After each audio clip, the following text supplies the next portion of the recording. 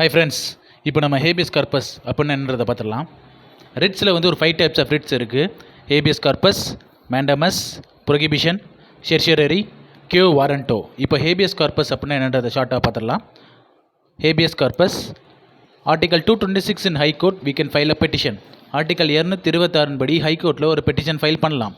Article 32 in supreme court we can file a petition.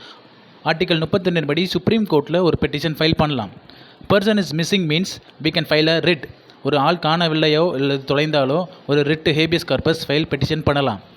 High court or supreme court will send a notice to police to search a missing person. High court அல்லது supreme court ஒரு போலீஸ்க்கு ஒரு notice send பண்ணி தொலைந்து போனால் அல்லது காணவில்லையா என்ற ஒரு மனிதனை தேடுவதற்கான ஒரு நோட்டீஸ் அனுப்புவாங்க.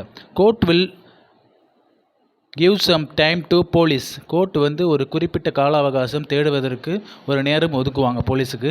Within the time they should produce the missing person. அந்த கால அவகாசத்துக்குள்ளே அந்த தொலைந்த நபரை ப்ரொடியூஸ் பண்ணணும். ஒரு கேஸில் பார்த்துடலாம். Sunil Batra versus Delhi administration. Thank you.